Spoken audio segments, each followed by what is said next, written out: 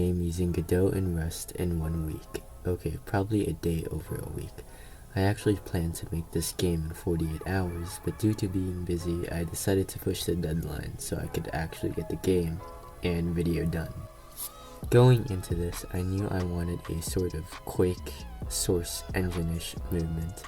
I don't know why, but I have a fascination with the way it's programmed in their games because it feels and looks so good. I'm not quite sure if I've implemented correctly, but as someone who has never b-hopped in any of those games, I can confidently say you can b-hop in mine. In order to achieve this, we need to correctly implement air strafing. Usually most programmers will limit the velocity of the player directly in order to make sure they move at a fixed speed. You can think of the velocity as the player's final movement. In Quake acceleration code, however, the velocity's projection is limited instead. Now, you don't really need to know what a projection vector is, though you can think of it as a shadow of one vector over another. I know that doesn't really explain it. Basically, instead of limiting velocity, you limit acceleration. It's a bit more nuanced than that, but that's the basic gist. This means that the player can exceed the maximum velocity that's defined for them, which is pretty much the effect of bunny hopping. Then, we move on to friction, which is meant to reduce the speed of the player until they come to a halt. Bunny hopping is hard because you need to time your jumps perfectly so that you don't lose speed to friction. In my game, however, I decided that you can automatically jump when holding down the spacebar. This means you don't have to concentrate on getting frame-perfect clicks.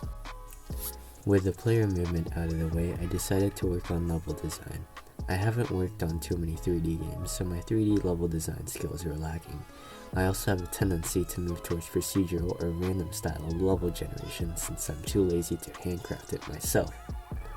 In Godot, you can create levels using constructive solid geometry, CSG for short. Basically, it's a simple way of combining simple 3D shapes into more complex ones, by either merging them or removing part of the mesh that overlaps with another. Funnily enough, this seems to be a pretty old school way of level design, which fits perfectly with my theme of a retro-ish game. Apparently, it's meant to be used for prototyping, but I decided to keep it in the final product. I want to mention that all the art I used in this video was not made by me. You can check the link in the description if you want to use some of these assets for yourself. The cool thing about CSG is that it automatically generates collision meshes. One caveat,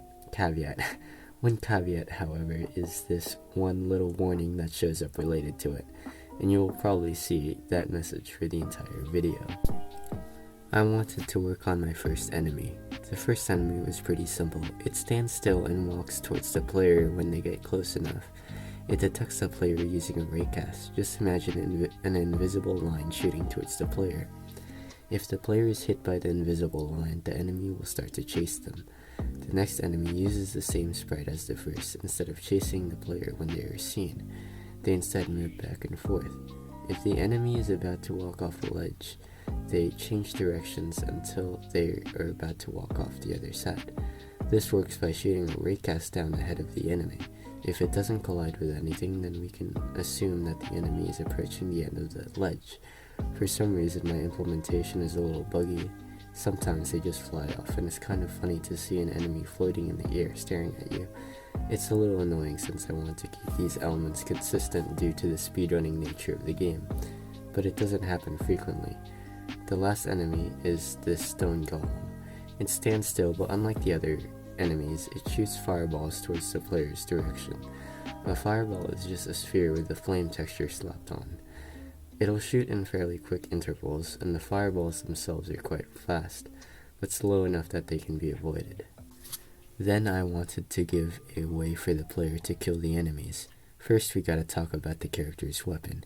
It's a revolver that is clearly not loaded, but such details are beyond the premise of what I wanted to focus on. Before we talk about killing, I want to address an issue that I find most FPS games have. The ordinary developer will come across an issue where the weapon will clip into the wall. This is usually because the weapon is long enough that it extends outside the character's collider. There are different ways to solve this, like lifting the weapon up when the player gets close enough to a wall. I use the common approach of drawing only the weapon to a separate texture. Then it's overlaid on top of the game world. This means that the weapon will be drawn on top of everything. Think of it as putting a picture on top of a video. Anyways, implementing weapon shooting was really easy. Thanks to Animation Player, we can control quite a bit of things without having to delve into code. First, I created a couple of animations for the gun. I had a bit of fun creating the inspect animation for the gun whenever the player stands still. You can change properties within the editor and add them as keyframes. It will smoothly interpolate any value to the next stored in the keyframe. So during a certain frame of the shoot animation, I enable a raycast and quickly disable it. Whenever the raycast comes into contact with an enemy, the enemy will die. Before you can kill out enemies. Rather, if two enemies lined up, you can kill them both in one shot. Due to how I placed every enemy and their fixed movement, it was very easy to get multiple kills in one shot unintentionally. I wanted to add a bit more challenge, so I prevented that from happening by disabling the raycast in a much shorter frame. Now we can kill enemies, so now we have to allow enemies to kill us. It's simple really. The enemies already have a collider for collision with their environment, so now we just need to detect collisions with the player and voila! The same thing also happens for the fireball, which either disappears after colliding with the player or the level. Due to my laziness, I didn't really want to add a health and damage system for the player and enemies, so I settled on having everything one hit, one kill, including the player. Now my only lines of non-Rust code are the trivial main menu and death screen, which were just easier to implement in GDcript. I spent little to no time designing them. As I mentioned in my previous video, I've really improved as a programmer, but I suck as a designer. Now I needed a way for the player to complete the game. The platforms and jumps all lead to the end goal, which is conveniently placed behind the player's spawn location. The player jumps through a box collider, which notifies the game that the player has reached the end. Their time, amount of kills, and secrets found are displayed on the screen. I imagine if this game ever were to have a speedrunning community, there would be a genocide speedrun, pacifist speedrun, just killing the least amount of enemies possible, because I don't think it's possible to pass by not killing a single enemy, and a secret speedrun. Now, I won't actually reveal where the secrets are located, although they are quite obvious. It's nothing special, I just want to add a couple trivial Easter eggs to the game. Afterwards, I spent a little bit of time polishing up the graphics and adding sound to the game. Definitely had a lot of fun with post-processing. And for the last part of this video, I wanted my friends to try out the game and react to it. Now, I've asked them to keep cursing at a minimum, but heads up for the language if there is any, because I'm recording the script ahead of time. What? Did you... Oh. Is there like other platforms to jump on? Yeah, Oh, what is this? Oh, no, okay. No. That makes me more hype. Okay.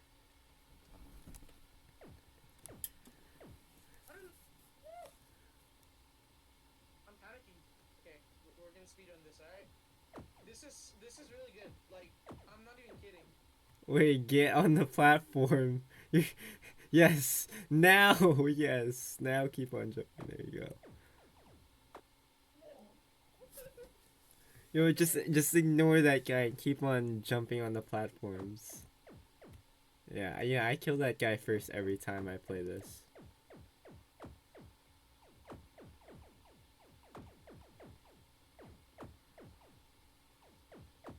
Speedrunning. Yes. No, you fell off. I know. No, it's fine. Okay, I don't know how I... So, no. Watch. Trust the process. I'll eliminate all of it. Oh my god, your recording is so laggy. Okay, so far, I really like the game. I just suck. Yeah, Are you gonna add settings in the future? Because, like, the sensitivity is kind of high. Unless it's, like... Really? Oh, yeah.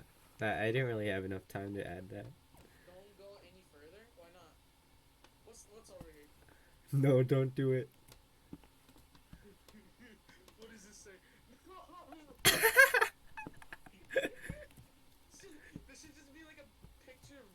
Rick Astley just staring right here. Yeah.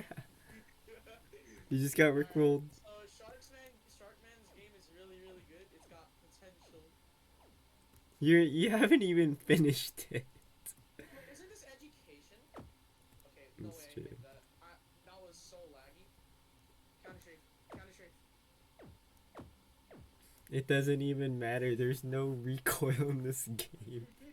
There's no recoil. The bullets will go straight every time. We're doing it for the culture. We're doing it for the culture.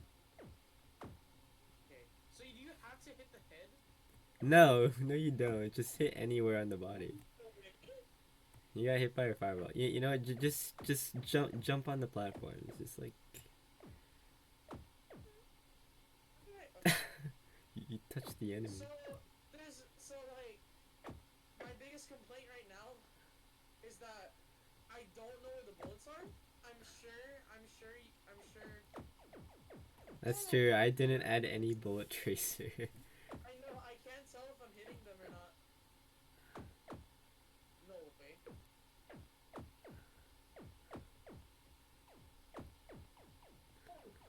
just keep on running. Just keep on running. So I'm pretty sure these are sprites, right? And they just face you. Yeah. Okay. Those are just 2D characters. So bad. Bro, yeah, and then do the parkour. Here, let's clear them first. Okay, wait. I want to see what these are. So this is like an AK or like a rifle of sorts, and this has got to be like a shotgun. So like if Yes. they went to you.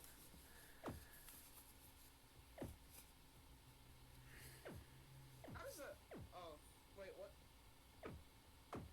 Oh, there you go. So is there like a range of the guns? Yeah, there's a range. I don't want you like infinitely snipe from nowhere. Yeah, you can. But the whole point of the and there's a cup on the top. This is actually really cool. I know, Although thank you. I'm gonna start struggling. Uh-oh, don't die. Don't die. I mean, now you know where to go, so I think it should be easier for you next time. I'm not gonna speed run it. Oh yeah.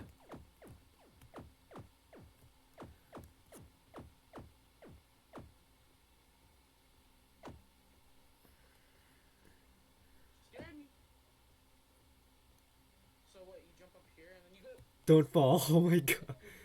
Okay, yeah, just deal with them from there.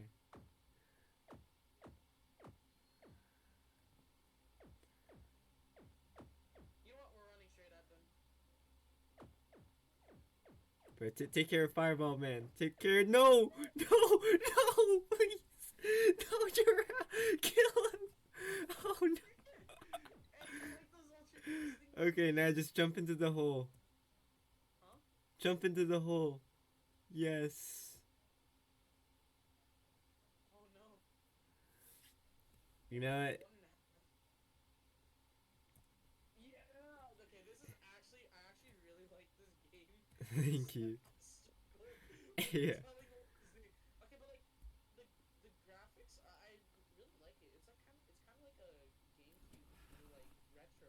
Yeah, that's what I was aiming for. I was aiming for like a retro shooter. That this becomes like an actual game. I mean, like I know there's like games like this, but like it's really cool. Yeah. Thank you. Like it's even worse than you, Jarrell. He actually can't shoot them. Yeah, I think there might be a little hitbox issue. Yeah, I'll have to fix that. You know what I think you should make individual hitboxes for certain areas. Yeah, that's really weird. I don't understand why that's happening. I mean, okay, there you're getting it that time. Okay, now you're getting it. Buddy, like you said, this is education. Or maybe it's because your thing is hitting the wall. Just like go up on. Okay, you're definitely whipping on that guy. Here, just do the parkour. Just do the parkour. Let's go to the other direction now.